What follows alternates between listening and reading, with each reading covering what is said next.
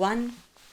Hello everybody, my name is Natia and welcome back to Lady and the Trash. The day has finally come and the second season of The Gifted, aka The Gifted Graduation, has come to an end. If you don't know, but it's pretty obvious if you look at my channel art, The Gifted is my favorite Thai show, and after watching the first season I had a very long obsession with it. I rewatched it, I bought the merch, I also cosplayed as Wave a couple of times. Anyway, I've been waiting for the second season since 2018, so as you can imagine I was pretty excited, but also very scared that they might ruin the first season, which according to me had almost no flaws. Of course, in this video I will give a lot of spoilers, as I will talk freely about everything that happens in the series. So if you haven't watched it yet and you don't want me to ruin for you, don't watch this video. But now, let's start. I will briefly summarize the plot of this second season, then I will talk about what I didn't like at first, then about what I liked, and I will end the video with a discussion and some questions for other people who watched it. The Gifted Graduation is set 2 years after the events of the first season. The Gifted program has been cancelled, but the new students want to have it back, while the All Gifted class is still fighting for equality in the school. Well, I'm so bad at summarizing, I'm sorry. Overall, I liked The Gifted Graduation, but I still found it underwhelming compared to the first season. Let's say that this sequel had the requirements to be perfect, but still made some mess here and there. As always, this is a very subjective review. I don't have the knowledge for a very technical review, so of course this is just a fan's point of view, and you have all the right to disagree. Let's start with what really didn't work for me in this second season. My main problem with The Gifted Graduation comes at the very end, in the last few episodes, and it's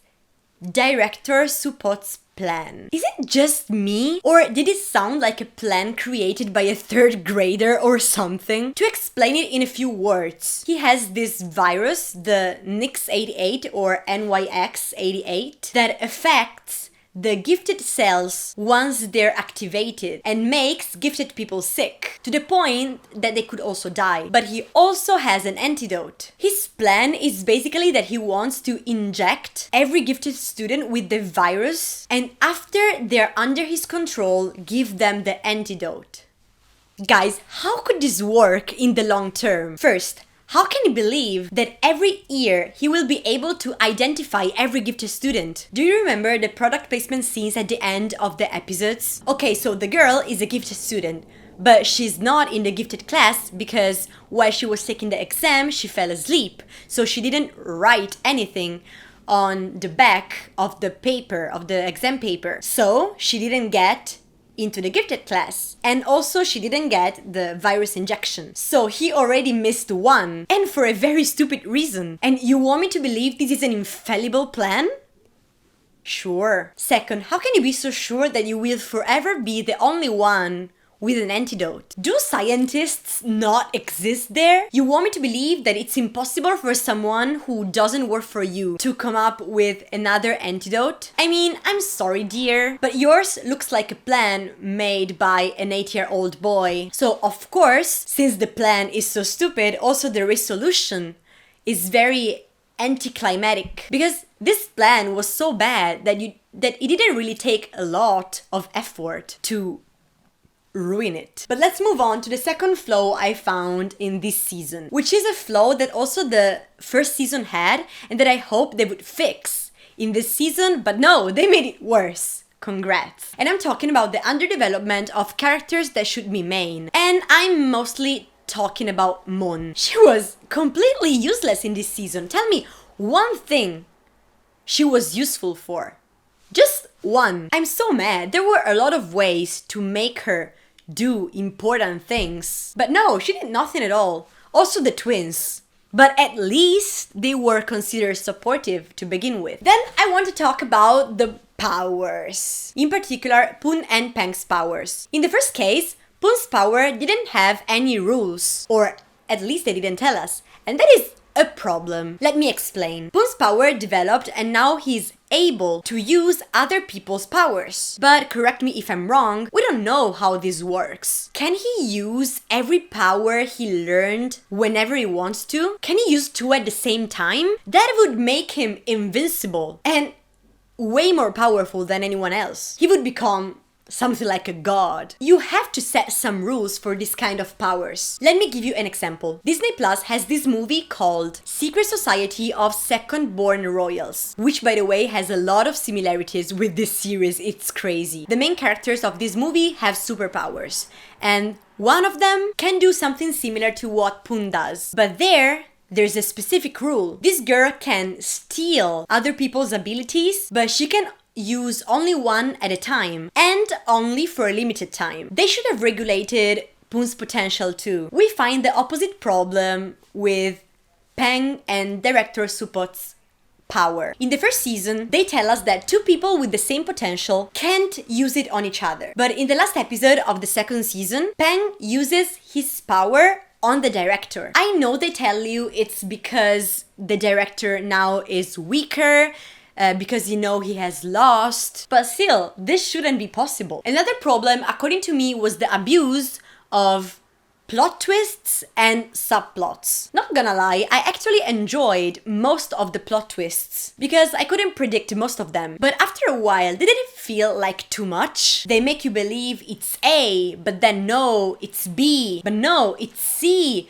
but actually, hey, it's A again, and then suddenly it's D, and after a while, it gets confusing and you don't even know what to believe. And let's talk about the endless number of subplots. Kon and the virus, Poon playing both sides at some point, the Ministry and Miss Darin, Mr. Pom and Chanon, and so on. It's cool to have a lot of things going on, but remember, this is only a 13 episodes long series, and they clearly didn't have enough time to solve them. So I felt like most of them were rushed. Kon was forgiven in a second, Poon changed his mind in half an episode, even less. The Ministry and Miss Darin were like completely forgotten at some point, and we only scratched the surface of Mr. Pom and Chanon's relationship. Last, in the flaws, I want to talk about something that is strongly related to the abuse of plot twists, and it's something that in Italian we call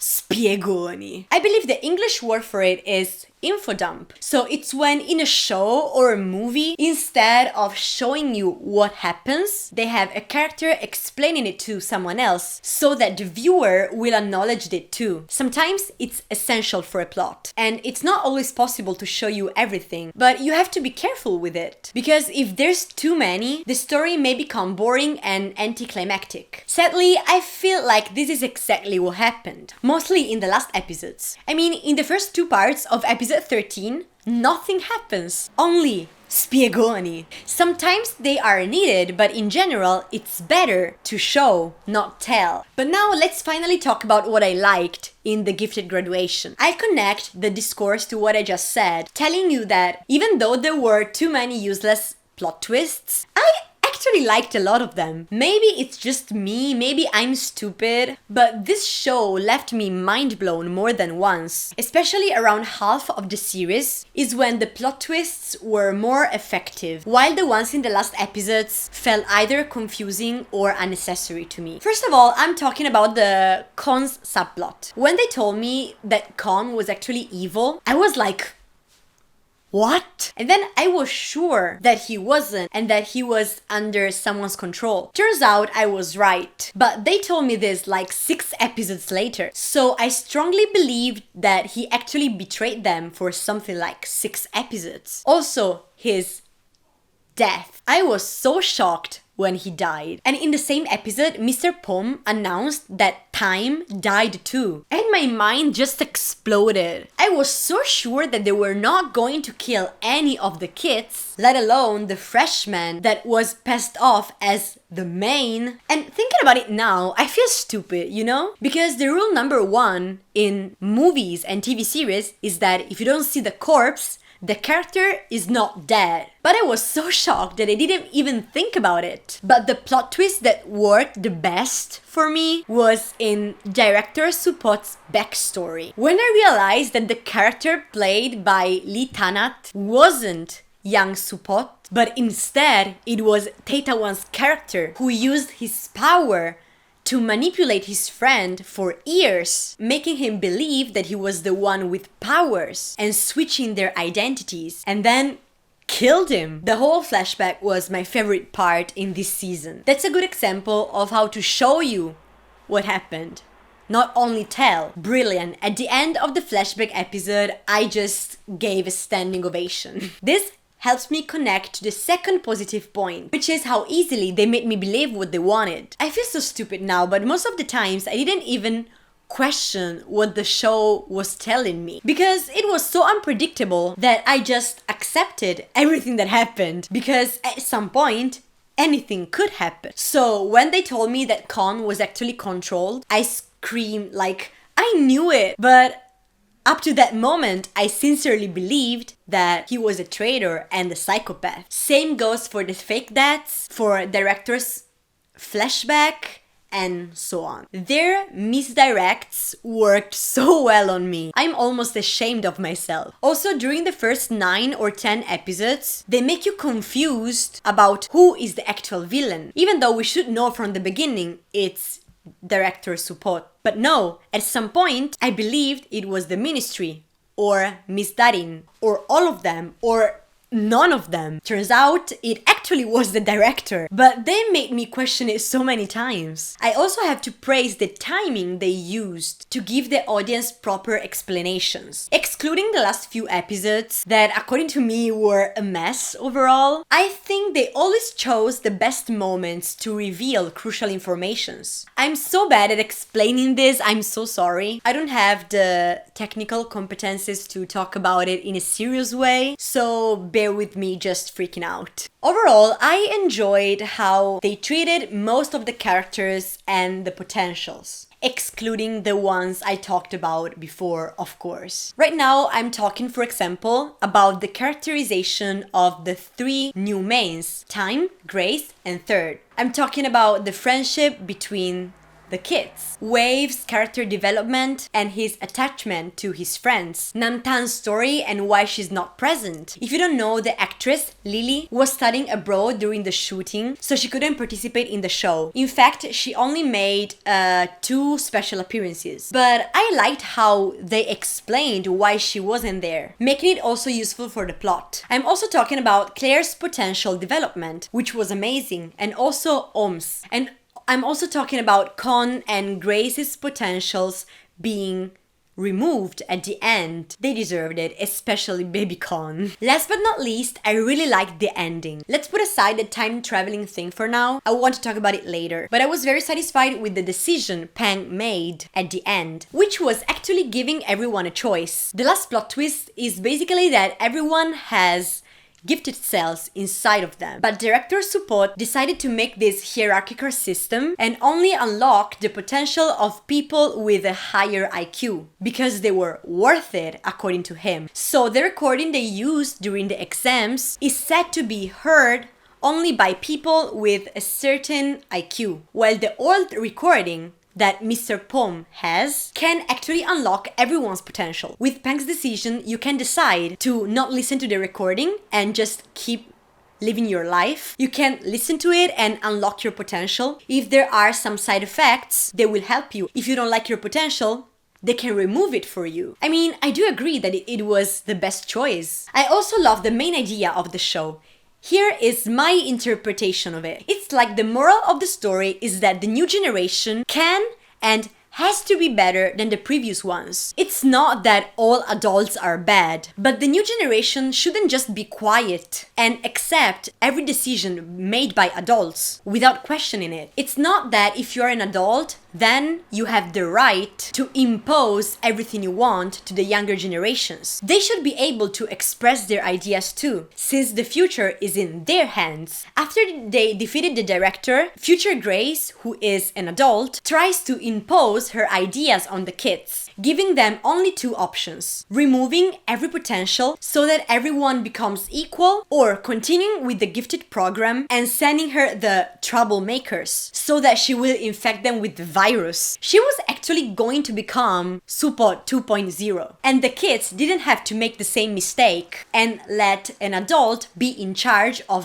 their own future. They did what they thought was the best for their generation, as it should be. Before wrapping up this really long review, I'm sorry, I want to discuss with you guys about two things that I didn't find either good or bad, but I think it's worth to talk about it. First, the time traveling paradox. I don't really want to dwell on this because so many movies and TV series use the time traveling plot device in their stories, and almost all of them fell in the same paradox, even very famous ones. For example, Back to the Future or Avengers Endgame. But technically, the time traveling in The Gifted Graduation doesn't work, because if future Grace travels to the past to change the future and actually changes it, then in her future the thing that makes her travel to the past never happens. But that means she never traveled, right? So how did the future change? That's basically the paradox. They didn't really explain too much how this old time traveling thing works, so we can just assume that every time she goes back in time and changes something,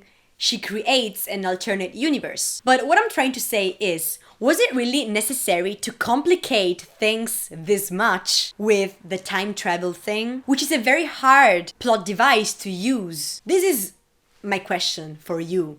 The other one, and it's the last one, I promise, is about a ship. Yes, I am talking about Pang and Wave. I know that a lot of people already shipped them in the first season. At that time, I didn't, because I really didn't feel any romantic connection between them. I felt like they were just friends. But in this season, I felt like GMMTV gave us so many hints of the two seeing each other as something more. And I know it's not just me. Everyone I talked to about this show had the same feeling. I really wasn't expecting anything, but my question is, why putting so many hints about a possible romantic relationship between the two of them if you don't want to make them canon? This can also be considered queerbait. I mean, it's not the worst queerbaiting I've seen, but still, you could have just made them act like normal friends, or let them be in an actual relationship. What do you guys think about it? Okay, that's really all for today's video. I actually have so many more things I could talk about, but I really don't want this to be like 1 hour long. So if you arrived up to this point,